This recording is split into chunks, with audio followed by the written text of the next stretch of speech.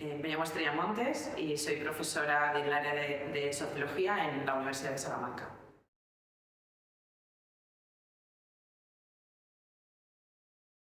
La verdad es que me parece una pregunta muy interesante. Yo nunca había reflexionado previamente sobre ello y creo que no es una elección, pero es cierto que no he reflexionado sobre si puede haber condicionantes sociales que afecten a nuestra orientación sexual. No la elegimos, pero no estoy en este momento no estoy segura, no he reflexionado sobre esa pregunta antes.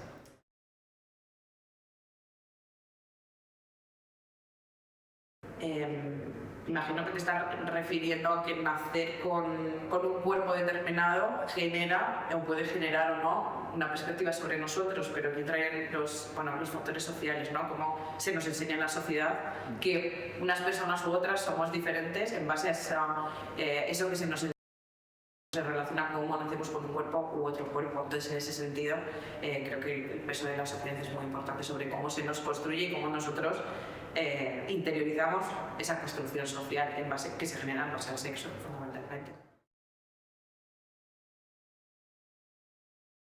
Imagino que te refieres, o utilizamos más desde la sociología el término de la masculinidad hegemónica, en el sentido de la masculinidad. No significa, no partimos desde la sociología de que todos los hombres constituyan, o la mayor parte de hombres de masculinidad hegemónica, pero sí que lo teorizamos desde las dimensiones que podría implicar. Imagino que es lo que tú te refieres con la masculinidad tóxica.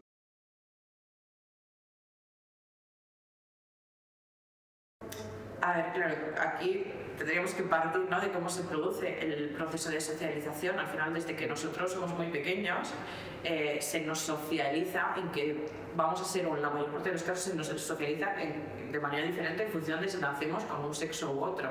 Desde que se nos marque con los pendientes a las niñas y que esto es un bebé muy pequeño, ya nos estamos dirigiendo de manera diferente hacia una niña o hacia un niño, por ejemplo, porque utilicemos comentarios diferentes, que no solo se produce cuando somos bebés, sino se produce por toda la infancia, toda la adolescencia, y seguimos recibiendo mensajes diferentes hombres y mujeres cuando somos adultos. Entonces, de diferentes mecanismos, vuelvo con los niños, ¿no?, desde los propios juguetes que se dan a unos niños u otros en muchas ocasiones, todos los mensajes que se transmiten también de la escuela, al final nos construyen, en este caso, pues de manera diferente a unos y otros, con el efecto que eso tiene y en la interiorización, ¿no? Si desde pequeños los niños escuchan que no pueden llorar, pues luego no nos sorprenderá que haya hombres que no expresen las emociones, ¿no?, que es otra de las dimensiones teóricas o que utilizamos desde la teoría para explicar precisamente la masculinidad hegemónica. Entonces, si crecemos creyendo que hay cosas que podemos hacer o no debemos hacer, o responsabilidades que tenemos o que no tenemos, por ejemplo,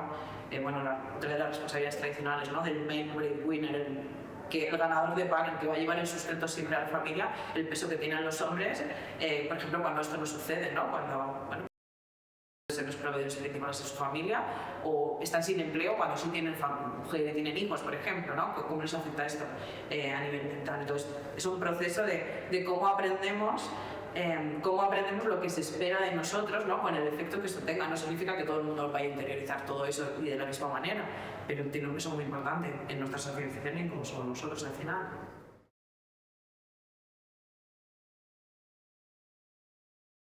A ver, sí que afecta, por supuesto, en nuestra personalidad, cada uno, que es al final el resultado de un proceso muy complejo. Nosotros de la sociología, ¿no?, desde la psicología social, además, vamos a explicar pues que la formación de la personalidad está mediada, en primer lugar, una de las cuestiones, por factores culturales.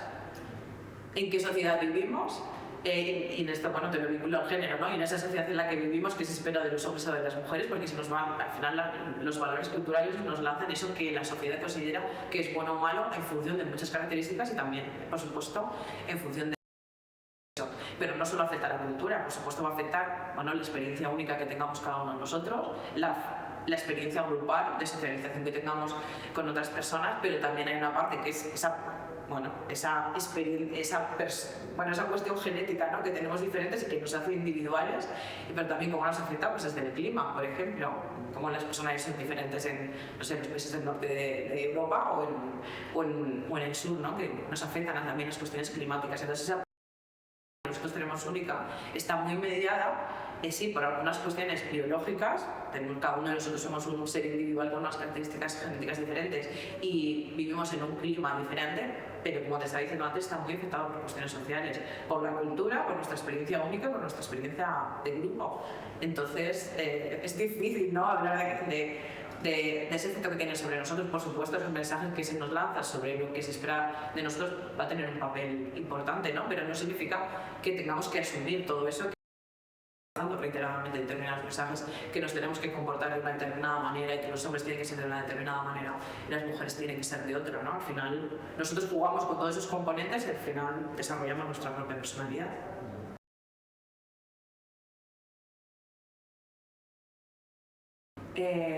Hombre, me parece que tienen un valor muy importante y que pueden tener un efecto muy importante a nivel social, porque lo que están haciendo es rompiendo estereotipos, que sabemos que en una sociedad en la que nos marca de diferentes formas, de diferentes mensajes, cómo nos tenemos que comportar, cómo tenemos que vestir, cómo tenemos que actuar en diferentes niveles, que veamos modelos de personas que rompen con esos esquemas, nos permiten que que haya, por supuesto, más personas que a lo mejor a futuro quieran romperlos, pero particularmente que si somos una persona que nos sentimos constreñidos por esa presión social que tenemos, pues estamos viendo modelos de otras personas que ya lo están rompiendo, y por qué no romperlo nosotros, ¿no? Si es lo que queremos. Entonces, desde luego muy interesante por esa parte de ver modelos a seguir, que no significa que no estén reflejando al final que en muchos casos sigue siendo una minoría o que tengan diferentes efectos, ¿no? Estoy recordando por los casos de alguna persona famosa que sale, no sé, en los premios Oscar hace unos años,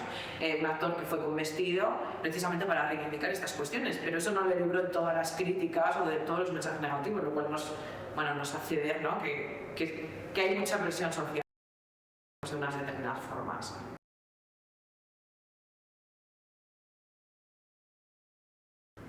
Yo creo, vuelvo a remarcar lo que ya había dicho antes, ¿no? Ni desde la sociología ni yo misma como persona me voy a situar en que la mayor parte de hombres cumplen con esa masculinidad hegemónica, pero sí que creo que el peso de muchas dimensiones sigue presente en la vida de muchos hombres, ¿no? Y por lo menos lo que yo observo, yo a mi alrededor, las personas que expresen, por ejemplo, son las emociones, no sé cómo decirlo, de manera clara, de manera abierta. Sigo muy pocos hombres viendo llorar, y cuando lo veo es en momentos muy concretos, cuando fallece alguien. Por supuesto, no todos los hombres, pero sí que veo una clara diferencia, por ejemplo, en la expresión, ¿no?, de la emotividad y de la afectividad, esa diferencia, ¿no?, entre hombres y mujeres. Entonces, lo veo todo el tiempo.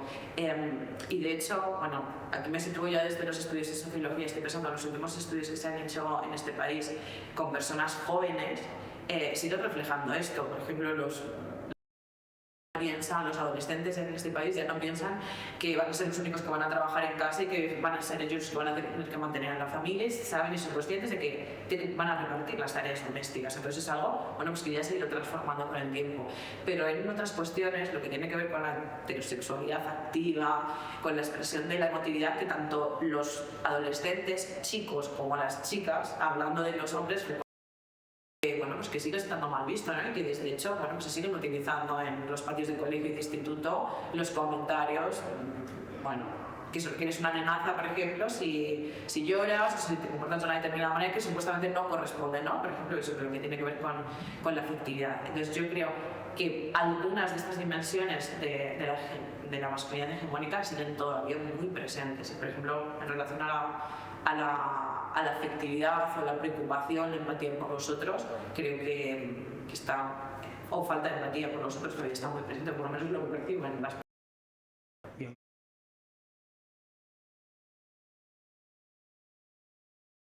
Sí, probablemente a lo mejor yo personalmente quisiera una evolución mucho más rápida, pero creo que sí vamos mejorando en ese sentido, ¿no? Que vamos cambiando o nos vamos desprendiendo del peso, ¿no?, de los mensajes pues que tienen que ver con esas dimensiones de la identidad de género y particularmente de la identidad masculina.